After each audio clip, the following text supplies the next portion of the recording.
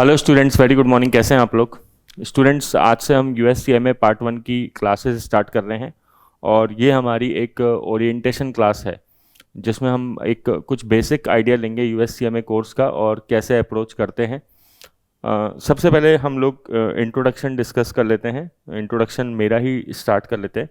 ये मैं क्यों देता हूँ, क्योंकि कई स्टूडेंट जानना चाहते हैं कि सर आप पढ़ा रहे हो तो एक बार अपना प्रोफाइल बता दो, तो इसलिए ये मैं पूरा का पूरा दे रहा हूँ। लेकिन मैं इसको रीड नहीं करूँगा, आप खुद ही रीड कर सकते हो आप चाहो तो। आपको कैसे कांटेक्ट करना है, अगर आप कांटेक्ट कर सकते हो तो ये तरीका है कांटेक्ट करने का। आप कांटेक्ट कर सकते हो, ये फ़ोन नंबर भी गिवन है, यहाँ पे आप बात कर सकते हो। वेबसाइट है, पोर्टल है, ऐप का लिंक है, अगर आप देखोगे तो। ठीक है, ये प्ले स्टोर के लिए है, ये iOS यूज़र्स के लिए है। अब स्टार्ट करते हैं हम लोग। जो अपनी यूएससीएमए की क्लासेस स्टार्ट करेंगे उसमें देखिए जो पूरा सिलेबस है वो अपन एक बार डिस्कस कर लेते हैं।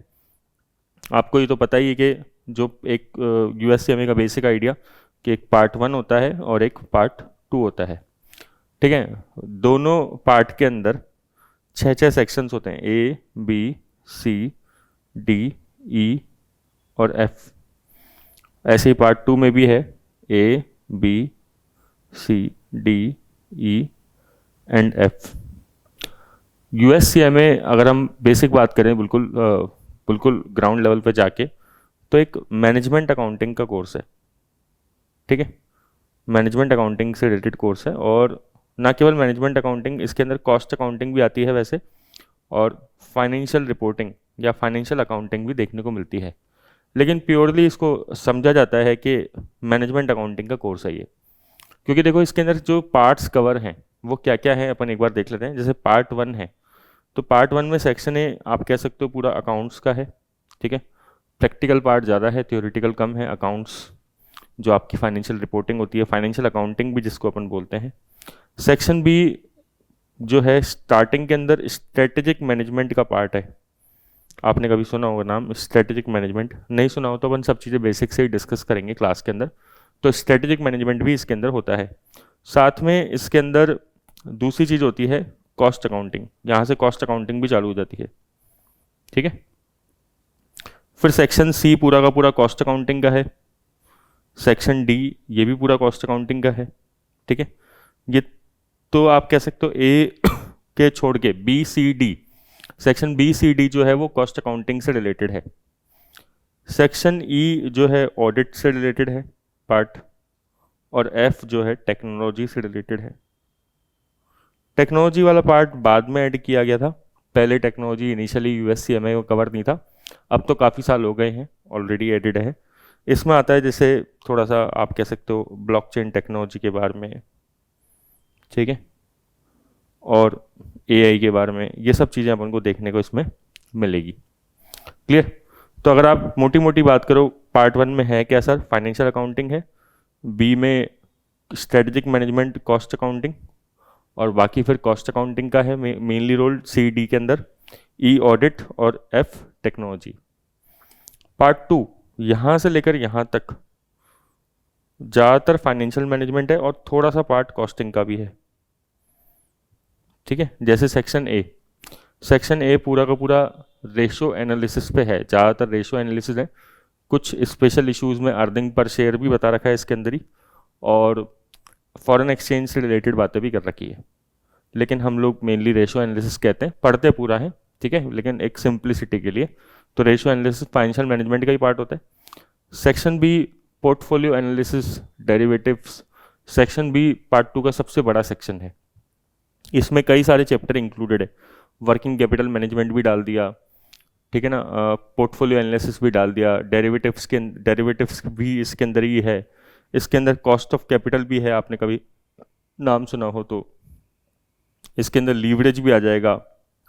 तो ऐसे कई सारे चैप्टर मिक्स है, मतलब सेक्शन भी खिचड़ी टाइप बना रखी है और बहुत ही बड़ा बना रखा है। ठीक है, सेक्शन सी जो है वो आपको देखने को मिलेगा, अगेन कॉस्टिंग से रिलेटेड है, रिलेवेंट कॉस्टिंग जो होता है वो पार्ट है। सेक्शन डी थ्योरेटिकल है थोड़ा सा। ठीक है, ई के अंदर पूरा इन्वेस्टमेंट डिसीजंस, आपने इन्वेस्टमेंट डिसीजंस कभी नाम सुना हो तो, बेसिकली कैपिटल बजटिंग होता है ये। तो जो लोगों ने कभी एफएम पढ़ी है अपने during the time of graduation या पोस्ट ग्रेजुएशन, या फिर एमबीए के अंदर भी आ जाती है। तो आपने नाम सुना होगा कैपिटल बजटिंग या इन्वेस्टमेंट डिसीजंस, ये इसके अंदर कवर होता है। सेक्शन एफ प्रोफेशनल एथिक्स से रिलेटेड है, थ्योरी है, ठीक है। ये सब इसका एक ओवरव्यू है। अगर हम बात करें जो यूएससीए में पार्ट 1 के और 2 के अंदर दे रखा है कोर्स, ठीक है ना, वो क्या मतलब किस तरीके से अपन को अटेम्प्ट करना चाहिए एग्जाम में, क्या उसका फॉर्मेट रहता है, क्या उसका पैटर्न है। देखो, हम बात करें चाहे पार्ट 1 ले लो चाहे पार्ट 2 ले लो, दोनों 500 मार्क्स के हैं,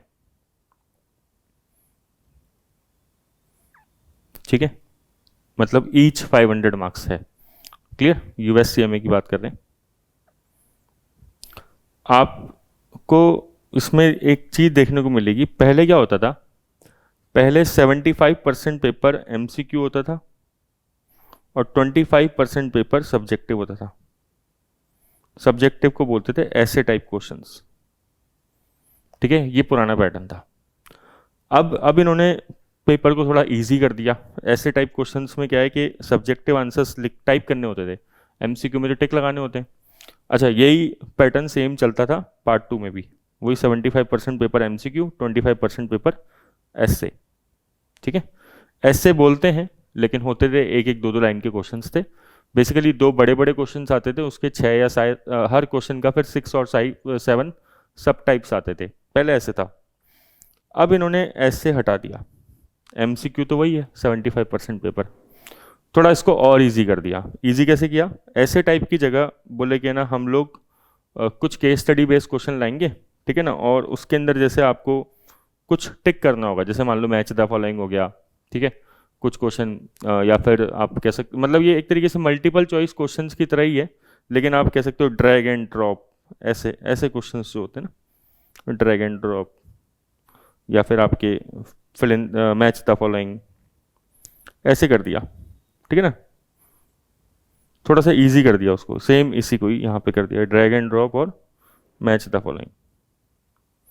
सीपीए में जैसे होता है ना, वैसा सीपीए में इनको बोलते हैं सिमुलेशंस, ठीक है। मैं कहता हूँ केस स्टडी बेस्ड क्वेश्चन है, सिंपल, और कुछ भी नहीं है। तो वही पैटर्न रखा है, मतलब बस केवल क्या है, टाइप नहीं करना पड़ेगा, तो स्टूडेंट्स के लिए इजी कर दिया। कोई अलग से तैयारी नहीं होती उसके लिए, जो आप लोग टॉपिक्स पढ़ रहे होते हो उन्हीं के अंदर से ही वही क्वेश्चंस पूछ लेते हैं, है ना। उसको मैच द फॉलोइंग की तरह पूछ सकते हैं, ड्रैग एंड ड्रॉप ऑप्शन की तरह पूछ सकते हैं, तो वो है, कोई अलग से प्रिपरेशन नहीं होती इसकी। अच्छा, एग्जाम में पास होने के लिए आपको चाहिए 360 मार्क्स, चाहे आप पार्ट 1 दे लो चाहे पार्ट 2 दे लो, ईच आपको कितने चाहिए, 360 मार्क्स चाहिए, पार्ट 1 में भी पार्ट 2 में भी, राइट। तो अपन को ये याद रखना है। अच्छा सर, हमारी स्ट्रेटजी क्या रहेगी, स्ट्रेटजी ये रहेगी आपकी, पहली बात जो हम क्लासेस में पढ़ेंगे, क्लासेस में जो पढ़ रहे हैं उसके आपको नोट्स क्लास में ही बनाने हैं। मतलब अभी आप एक कॉपी लेके बैठ रहे हैं, मैं ज्यूम कर रहा हूँ कि आप कॉपी लेके बैठ रहे हैं और आप जो भी चीज़ें हैं उसको नोट डाउन कर रहे हैं। सर नोट्स बनाने से फ़ायदा क्या है, सबसे इम्पोर्टेंट चीज़ के आपके हैंड रिटन नोट्स होंगे, तो आपको कोई बुक रेफर नहीं करनी, कोई भी आपको हॉक वाइलेक लैम कुछ नहीं पढ़ना है, ये सब मैं पढ़ चुका हूँ ऑलरेडी, ठीक है। और जितना भी कंटेंट है उन सब बुक्स का वो इस पीपीटीज में डला हुआ है ऑलरेडी, ठीक है। तो आपको कोई बुक अलग से नहीं पढ़नी है, बस आपको तो ये जो क्लास में पढ़ाया जा रहा है उसको आप नोट डाउन कर लीजिए, ठीक है ना। पीपीटी का मटेरियल जो लिखा हुआ है वो भी आप नोट डाउन कर सकते हैं, शॉर्ट में करना चाहो तो कर लो, बढ़िया रहेगा, ताकि आपको ना तो दोबारा पीपीटीज खोलनी पड़े, ये जो मैं स्लाइड्स बना रहा हूँ इसको दोबारा खोलने की ज़रूरत ना पड़े, ना आपको कोई बुक खोलने की ज़रूरत पड़े, बस आपको क्लास के नोट्स रीड करने हैं, ठीक है। ये आपको थॉरोली रीड करने, कितनी बार, बार बार, जब तक आप एग्ज़ाम नहीं दे देते तब तक, ठीक है। दूसरी चीज़ है आपको टेस्ट सीरीज सॉल्व करनी है। आप अगर ऐप में देखेंगे हर पार्ट के अंदर कम से कम आपको 3000 एमसीक्यूज मिल जाएंगे। पहले मैं बोलता था कि 2000 एमसीक्यू कर लो सफिशेंट है, वैसे 2000 एमसीक्यू भी सफिशेंट रहते हैं, लेकिन मैंने थोड़ा सा सेफर साइड चलते हुए एमसीक्यूज बढ़ा दिए। कई स्टूडेंट कहते थे सर थोड़ा से और डाल दो एमसीक्यूज, तो हमने कहा ठीक है और ले लो आप एमसीक्यूज। तो एक पार्ट के, सिंगल पार्ट के आपको 3000 एमसीक्यू मिल जाएंगे फॉर वन पार्ट, एग्ज़ाम से पहले आपको इनको 3 टाइम्स सॉल्व करना है।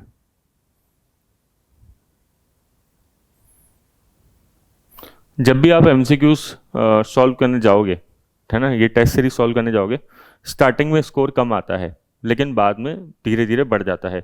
तो आपको स्टार्टिंग में स्कोर की टेंशन नहीं लेनी है कि सर कम आ रहा है। वो तो पहली बार आप जब करोगे तो आप पहली बार की वजह से सीखो, लर्न करो, है ना, कि आपको एक्स्ट्रा क्या क्या चीज़ें मिल रही है। इसके लिए ना आप जब नोट्स बनाओगे क्लास के अंदर, ठीक है, सबसे इंपॉर्टेंट चीज़ है जब आप नोट्स अभी बना रहे हो तो उसमें थोड़ी सी जगह छोड़ो, ठीक है। ऐसा नहीं कि अपन बिल्कुल डॉट टू डॉट लिख के और बिल्कुल जगह स्पेस नहीं छोड़ रहे, आप थोड़ा सा स्पेस छोड़ो।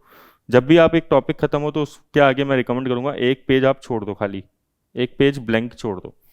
तो कभी भी आपको कुछ नई चीज़ें मिले तो आप ऐड ऑन कर दो उसके अंदर, ठीक है। कोई क्वेश्चंस करते समय आपको कुछ नया मिल जाए, आपको कुछ अपनी लैंग्वेज में लिखना हो तो आप उसको खुद उसको ऐड ऑन कर लो बाद में, ठीक है। ये चीज़ इंपॉर्टेंट है।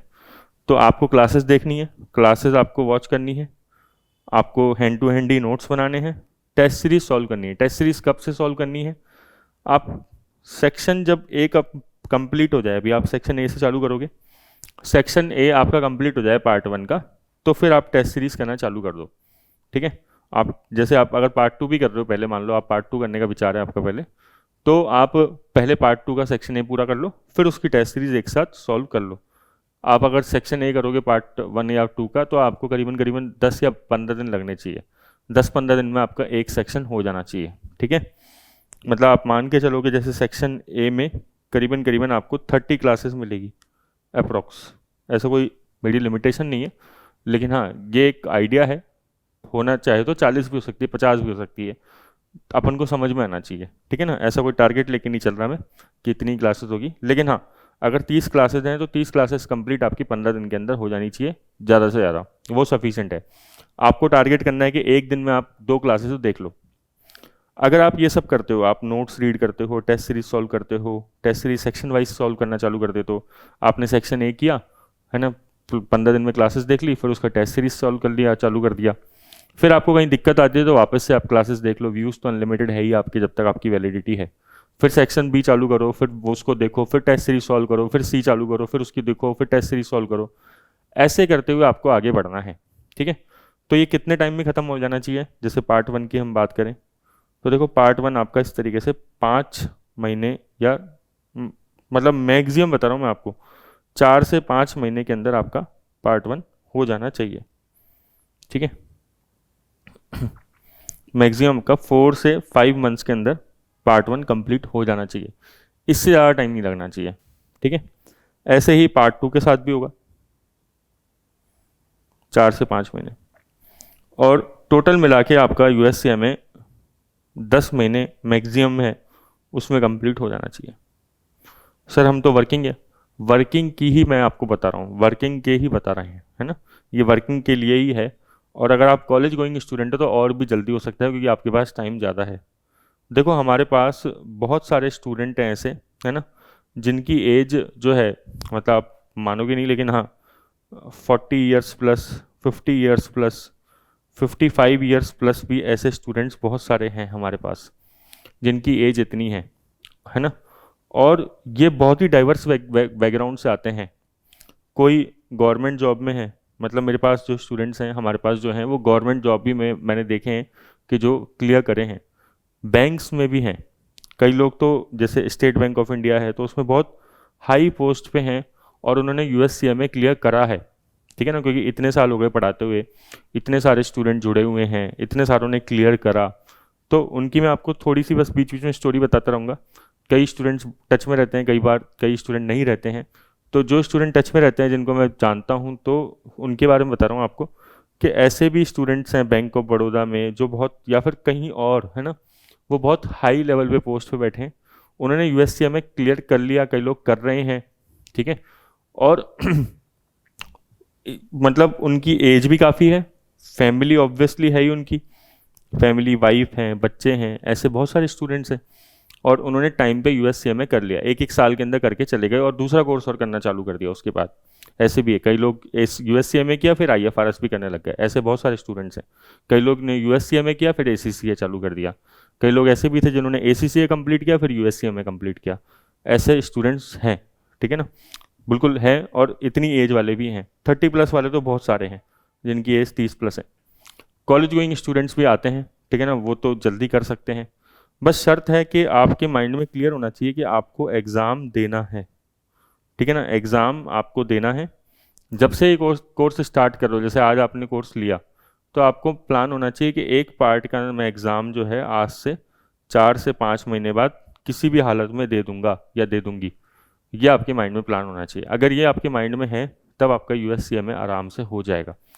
लेकिन आपने सोचा कि नहीं अभी तो ठीक है, क्लास देखना चालू करते हैं, पहली क्लास में जोश आया, दूसरी क्लास में आया, फिर बाद में आपने क्लास देखना ही बंद कर दिया। बहुत सारे स्टूडेंट ऐसे भी होते हैं जो क्लास ले लेते हैं लेकिन कभी देखते ही नहीं है, उनका कोर्स ही एक्सपायर हो जाता है। फिर जब कोर्स एक्सपायर हो जाता है फिर वो आते हैं हमारे पास कि सर अब बढ़ा दो वैलिडिटी, तो वो पॉसिबल फिर हो नहीं पाता है, ठीक है ना, क्योंकि वो उस टाइम पे तो पढ़ते नहीं है। तो ऐसे बहुत सारे स्टूडेंट्स आते हैं, मतलब बहुत सारी चीज़ें होती है इस तरीके की। तो मैं आपसे रिक्वेस्ट करूंगा कि आप इसको टाइम बीइंग कंप्लीट करो, ठीक है ना, ये मानते हुए कि सर हम इसको कंप्लीट करेंगे। देखो इससे बहुत फ़ायदे होते हैं। जो स्टूडेंट्स पढ़ के गए हैं, जो पास हुए हैं, सबसे अगर मैं वर्किंग प्रोफेशनल्स की बात बताऊं, क्योंकि ज़्यादातर USCMA वर्किंग प्रोफेशनल लोग करते हैं, मोर देन 50% स्टूडेंट्स वही होते हैं, तो उनके सबसे बड़ी बात तो उनको जॉब में बेनिफिट मिलता है, प्रमोशन मिलता है, सीधी सीधी बात यह है। क्योंकि ये करते क्यों हैं कोर्स स्टूडेंट्स ये वाले, कि भाई अब उनके जॉब पे तलवार लटकी हुई है और उनको बोल दिया गया है साफ साफ। बहुत सारे स्टूडेंट ऐसे होते हैं कि जब तक क्वालिफिकेशन नहीं लोगे तो आगे नहीं बढ़ोगे, ठीक है ना, तो वो एक जगह पे स्टक हो गए हैं करियर में। तो सबसे बड़ी बात तो जॉब में प्रमोशन मिलता है, उनको बेनिफिट मिल जाता है जॉब में सीधा सीधा। तो उससे तो आपकी बहुत सारी चीज़ें जुड़ी हुई है, आपके अर्निंग्स जुड़ी हुई है, रेपुटेशन जुड़ी हुई है, ठीक है ना, आगे ग्रोथ तभी हो रही है आपकी। दूसरी बात क्या है, कई लोग लर्निंग के लिए लेते हैं, सीखने के लिए लेते हैं कि भाई हमें तो सीखना है सर, ठीक है, हमें नई चीज़ पढ़नी है, मार्केट में बहुत सारा चेंजेस आ गया है, तो वो आपको यहाँ पे मिलेगा। कई लोग जॉब स्विच करना चाहते हैं, तो अगले कंपनीज में जाके बताना चाहते हैं बहुत टाइम हो गया, 10 साल 15 साल हो गए, कोई क्वालिफिकेशन ही नहीं ली है, ठीक है, बहुत टाइम हो चुका है, 20-20 साल हो जाते हैं कई बार स्टूडेंट्स को, जिन्होंने पढ़ाई छोड़ी हुई होती है, ग्रेजुएशन करे हुए, MBA करे हुए, कोई MCOM करे हुए, तो ऐसे बहुत सारे स्टूडेंट रहते हैं।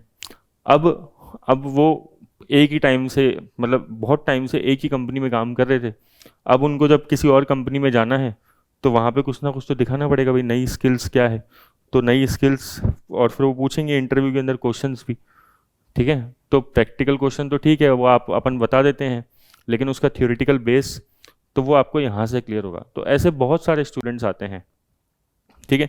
और मेन जो स्टूडेंट कॉलेज वाले होते हैं, जो फ्रेशर्स होते हैं, उनको तो खैर न्यू जॉब मिल ही जाती है इससे, जो भी मतलब जॉब के लिए जाते हैं, ठीक है ना, पहली बार जो जॉब कर रहे हैं या फिर जो पहले कोई स्मॉल जॉब कर रहे थे, अब उनको चेंज करनी है और एक अच्छी जॉब लेनी है प्रॉपर क्वालिफिकेशन के बेसिस पे, तो वो USCMA उसमें हेल्प करता है। तो नो डाउट USCMA आपकी हेल्प करेगा, ठीक है। आप देखेंगे हमारे पास जो स्टूडेंट्स आते हैं मिडल ईस्ट से बहुत सारे होते हैं, तो मिडल ईस्ट से बहुत सारे स्टूडेंट्स आते हैं, तो इसमें क्या होता है कि जो मिडल ईस्ट में ऑलरेडी वर्क कर रहे हैं, चाहे सऊदी अरेबिया, दुबई, मतलब UAE, Oman, Bahrain, Qatar, Yemen, है ना, ये सब स्टूडेंट्स जो हैं वहाँ पे USCMA की बहुत ज़्यादा डिमांड है। तो वहाँ पे जो रह रहे हैं स्टूडेंट्स, जो इन्हीं बैकग्राउंड से रिलेटेड है, जो जॉब कर रहे हैं, तो वो करते हैं USCMA कोर्स। फिर साथ में ना जो लोग वहाँ पे एस्पिरेशन रखते हैं जाने के लिए, इंडिया से बहुत सारे स्टूडेंट हैं जो मिडल ईस्ट में जाके जॉब करने की एस्पिरेशन रखते हैं, तो उनको भी USCMA बड़ा फ़ायदा देता है। तो अल्टीमेट बात यह है कि आपको तो बेनिफिट मिलेगा, ठीक है। और देखो पढ़ने की कोई एज तो होती नहीं है, 1 साल के अंदर मान लो आपका 10 महीने या 12 महीने के अंदर अंदर आपने USCMA कर लिया, मैं तो कहता हूँ 10 महीने के अंदर कर ही लिया, 12 भी करने की ज़रूरत नहीं है उसको। तो आपने अगर 10 महीने के अंदर अंदर USCMA कर लिया, हो गया आपका USCMA, फिर उसके बाद आप जॉब करो और जॉब या फिर स्विच कर लो, जैसा भी करना है, प्रमोशन वगैरह ले लिया, अब आप थोड़े टाइम में सेटल हुए, उसके बाद दोबारा कोई कोर्स चालू कर दो छोटा सा, आप ACCA कर लो, आप IFRS कोर्स कर लो, CPA, USCMA करने के बाद बहुत सारे स्टूडेंट CPA भी करते हैं हमारे, ठीक है। तो ये सब चीज़ें हैं, बस मेन बात क्या है कि आपको डेली बेसिस पे कुछ पढ़ना है, टारगेट बना के पढ़ना है। ऐसा नहीं है कि भाई अपन केवल जो है ठीक है आराम से पढ़ लिया, आज क्लास देख ली, फिर 4 दिन नहीं देखी, ऐसा नहीं करना है। ये क्लास अपने आप में सफिशेंट है, ठीक है। मैं जो क्लास बनाऊंगा वो 30 मिनट के आसपास की ही बनाऊंगा मेनली ताकि आपको दिक्कत ना आए, कभी कभार ऊपर नीचे होगा, लेकिन एक एवरेज ड्यूरेशन जो है 30 मिनट्स रखेंगे, ताकि आपको क्लास में बर्डन ना लगे, है ना, ठीक है। और एक क्लास कंप्लीट होती है तो सेंस ऑफ अचीवमेंट भी होता है, आप देखेंगे कि हाँ ठीक है आपने कुछ अचीव किया। हम लोग क्लास के अंदर जो बातें डिस्कस करेंगे रियल में आपकी काम आएगी, ठीक है ना, बढ़िया तरीके से, बस आपको अच्छे से समझना है। क्लियर? तो ये आपका एक बेसिक ओरिएंटेशन है। आपको समझ में आ गया होगा कि यूएससीएमए है क्या। यूएससीएमए एक शॉर्ट ड्यूरेशन मैनेजमेंट अकाउंटिंग का कोर्स है, ठीक है, जो 1 साल या फिर उससे कम टाइम के अंदर कंप्लीट हो सकता है। 2 पार्ट होते हैं, पार्ट 1 पार्ट 2, ठीक है। पार्ट 1 जो है बेसिकली उसमें अगर हम देखें तो क्या क्या सब सिलेबस इंक्लूड था आपको बता दिया। अकाउंट्स है, स्ट्रेटेजिक मैनेजमेंट, कॉस्ट अकाउंटिंग है, ठीक है, और ऑडिट और टेक्नोलॉजी है। पार्ट 2 में जो है वो फाइनेंशियल मैनेजमेंट, कॉस्टिंग और थोड़ा सा एथिक्स वाला पार्ट भी है, और कुछ थ्योरी भी आ जाती है, ऑडिट से रिलेटेड ही थ्योरी आती है ना। तो वो ये थ्योरी भी जो है वो ऑडिट से रिलेटेड होती है। कई बार स्टूडेंट पूछते हैं सर पार्ट 1 पहले दें कि पार्ट 2 पहले दें। तो देखो पार्ट 1 पहले दोगे तो बेटर रहेगा। ऐसा क्यों? क्योंकि देखो आईएमए जो है इसकी जो बॉडी एग्जाम कंडक्ट कराती है, इंस्टीट्यूट ऑफ मैनेजमेंट अकाउंटेंट, उन्होंने भी कुछ सोच समझ के ना पार्ट 1 में कुछ चीज़ें रखी है, और तभी उसको रख के बोला है पार्ट 1, ठीक है ना। मतलब वो लोग भी सीक्वेंस कुछ ना कुछ मेंटेन करके सोचते हैं। सबसे पहले इन्होंने अकाउंट से क्यों दिया? क्योंकि अकाउंट्स हर चीज़ का बेस है, ठीक है। सेक्शन ए में डायरेक्टली अकाउंट्स क्यों डाला? पहले कॉस्टिंग डाल देते। तो ये भी ऐसे सोच के ही रखा है इसके अंदर पूरा का पूरा। तो अगर आपने बहुत टाइम हो गया पढ़ाई नहीं करी है, अब आप सोच रहे हो कि मैं यूएससीए में पार्ट 1 चालू करूँ, 2 चालू करूँ, ऑब्वियसली पार्ट 1 चालू करो, सीक्वेंस से चलो, हर चीज़ आपको धीरे धीरे समझ में आएगी बेसिक से, फिर पार्ट 2 में चले जाना बाद में।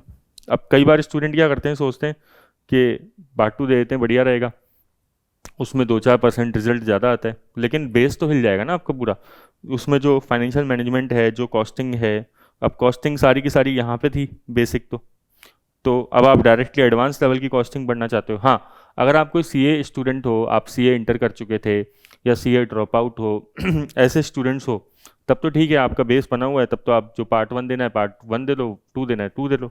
लेकिन जिनको टाइम हो गया पढ़ाई छोड़े हुए, बेटर ये रहेगा कि आप स्टार्टिंग जो है, या फिर जो ग्रेजुएशन बैकग्राउंड से हैं, तो बेटर यही रहेगा हमेशा कि आप पार्ट 1 से स्टार्ट करो, ठीक है। मेरा तो कहना यही रहेगा आपको। क्लियर हो गया? तो ये है सर, आप में कोई बुक रीड करनी है या कुछ भी नहीं रीड करना, ना हॉक करना, ना वाइले करना, ना ग्लैम करना, ना कि बैकर्स करना, ये सब क्लास में ऑलरेडी कवर्ड है। देखो हम लोग जो पीपीटी बनाते हैं, अभी मेरे को पढ़ाते हुए अगर इंट्रोडक्शन देखोगे मैं 2011 बैच का सीए हूँ, ठीक है। तो अभी आप देख लो क्या ईयर चल रहा है, इतना टाइम तो सीए बने हुए हो गया। और मैंने जो पढ़ाना चालू किया था बच्चों को वो 2007-8 से कर दिया था। मतलब रियल बताऊँ तो 2007 मई से, जिस टाइम मेरा 12th हुआ था उसके जस्ट बाद ही कर दिया था। मतलब मैं सीपीटी उस टाइम पे दे रहा था, वो सीपीटी क्लियर हुआ, और सीपीटी क्लियर होते ही उसके जस्ट बाद, पहले क्या होता था, साल में 4 बार होता था सीपीटी। सीपीटी बोलते थे पहले, सीए फाउंडेशन नहीं बोलते थे। तो थोड़ा सा पुराने ज़माने की बात बता रहा हूँ मैं आपको। तो जैसे ही सीपीटी क्लियर हुआ, ठीक है, उसके जस्ट बाद पढ़ाना चालू कर दिया था, क्योंकि फीस उस टाइम पे जो है खुद को ही अरेंज करनी होती थी, पैसे पढ़ने के खुद के लिए, तो इंटर की मेरे को फीस देनी थी, तो इसलिए उस टाइम से पढ़ाना चालू कर दिया था, तब से पढ़ा ही रहे हैं। और सबसे मेन चीज़ क्या है मेरे पढ़ाने के पीछे? पैशन, ठीक है, कि पढ़ाना मेरे लिए पैशन है। एक मान लो मेडिटेशन है, जब मैं पढ़ाता हूँ तो फिर मेरे को लगता है कि मैं किसी दूसरी दुनिया में चला गया, और वहाँ पे जाके और माइंड मेरा कहीं और जा चुका है। तो इतना अच्छा लगता है मेरे को पढ़ाना, रियलिटी ये है, तो तब से पढ़ा रहे हैं। तो इतना टाइम हो गया है, सीए वालों को पढ़ाया, सीएस को पढ़ाया, सीएमए को पढ़ाया, फिर 2015 के आसपास से यूएससीएमए एसीसीए पढ़ाना चालू किया। 2015 से पढ़ा रहा हूँ मैं यूएससीएमए एसीसीए, ठीक है ना। ऑफलाइन ऑनलाइन हर जगह पे अलग अलग प्लेटफॉर्म्स में बहुत सारे कोचिंग्स बड़े बड़े जो होते हैं, एक सीए वाला आपने नाम सुना, वो फिज़िक्स वाला पीडब्ल्यू, ठीक है, उसमें सीए की क्लासेस लेना। फिर बीच में जी स्टूडियोज़ जो है, जी स्टूडियो Z5 आता है, ठीक है, उसका एक प्लेटफॉर्म है, एडोरा नाम से था, ठीक है, उधर भी पढ़ाया है। ये मैं इसलिए बता रहा हूँ ताकि एक इंट्रोडक्शन है ना। तो बहुत लंबा टाइम हो गया है, तो सारी बुक्स हम पढ़ चुके हैं ऑलरेडी, जितनी पढ़नी थी ना सब की सब बुक्स ऑलरेडी पढ़ चुके हैं, और अभी भी हम इतना ही पैशनेट हैं जितना पहले थे पढ़ने के लिए। अभी भी हमारा टाइम पढ़ने में निकलता है, बहुत सारा टाइम, ठीक है। डेली न्यूज़पेपर रीड करते ही हैं अच्छे से, द हिंदू पढ़ते हैं, इंडियन एक्सप्रेस पढ़ते हैं, तो इकोनॉमिक टाइम्स भी देख लेते हैं बीच बीच में, तो ये सब चीज़ें हैं ऑलरेडी। तो आपको मतलब ये मान लो कि अब आपको कोई भी बुक उठा के खोलने की ज़रूरत नहीं है कि मैं पहले हॉक पढूं, वाइले पढूं, ग्लैम पढूं, बैकर्स पढूं, ये नहीं करना है। ऑलरेडी हम जो करना चाहिए था वो सब हो चुका है इन स्लाइड्स के अंदर, ठीक है। आपको तो बस वो जो प्रोसेस है वो फॉलो करना है, ठीक है। अब आप क्या है कि बुक्स पढ़ोगे, अपना टाइम लगाओगे, एक्स्ट्रा टाइम लग जाएगा, आपका टारगेट छूट जाएगा। तो ज़्यादा बढ़िया है बुक्स पढ़ने की बजाय आप क्वेश्चंस करने पे ध्यान दो, क्लासेस देखने के बाद अपने कॉन्सेप्ट्स क्लियर करने पे ध्यान दो। क्वेश्चंस करते समय आपको अपने आप ही अगर कुछ नया होगा तो वहाँ पे मिल जाएगा, ठीक है। और फिर आप उसको जो है अपने पॉइंट्स में ऐड कर लो, आपने जगह तो छोड़ी हुई है। तो इतना मेरे हिसाब से आज के लिए सफिशेंट है इंट्रोडक्शन। अब अपन जो है नेक्स्ट क्लास में मिलेंगे, जहाँ पे हम लोग जो है वो क्लासेस स्टार्ट करेंगे। देखो सबसे पहले ना मैं आपको बताना चाहूँगा, जैसे हम लोग सेक्शन ए स्टार्ट कर रहे हैं, ठीक है। सेक्शन ए का नाम है एक्सटर्नल फाइनेंशियल रिपोर्टिंग डिसीजंस, ये अकाउंट्स से रिलेटेड है। इसका वेटेज पूरा 15% का है, ठीक है ना, 15% का है। वैसे तो देखो कहने को 15% है, लेकिन कभी कभार ऊपर नीचे भी जाता है। आईएमए क्योंकि इन वेटेज को वैसे खुद ही देता है, आईएमए, ये मैंने नहीं दिया है, आईएमए खुद ही बोलता है कि 500 मार्क्स में से 15% वेटेज है। लेकिन ऐसा कोई स्ट्रिक्टली फॉलो नहीं होता है ये वेटेज, मैं आपको बता दूं सिंपल एग्जाम में। हाँ, एक अप्रॉक्स आइडिया यही रहता है, लेकिन थोड़ा ऊपर नीचे चलता है। दूसरी बात यह है क्योंकि बहुत सारे स्टूडेंट जो ऐसे हैं जिनके बेसिक्स क्लियर नहीं होते हैं, कई बार क्या है बहुत टाइम हो गया पढ़े हुए, तो बिल्कुल जनरल एंट्री वगैरह सब कुछ भूल गए हैं। तो फिर हम लोग जो है वो स्टार्ट करेंगे क्लास को बिल्कुल बेसिक से, कि जनरल एंट्री कैसे बनाते हैं सर, वहाँ से स्टार्ट करेंगे। तो हम लोग गोल्डन रूल ऑफ अकाउंट से क्लास को स्टार्ट करेंगे बिल्कुल बेसिक से। प्रोसेस ऑफ अकाउंटिंग जो या अकाउंटिंग साइकिल जो होती है उसको डिस्कस करेंगे, कि पहले जनरल एंट्री करते हैं, लेजर करते हैं, ये सब चीज़ें हम लोग, trial balance, trading P and L balance sheet, ये सब चीज़ें हम लोग डिस्कस करेंगे नेक्स्ट क्लास में। तो thank you students, bye bye.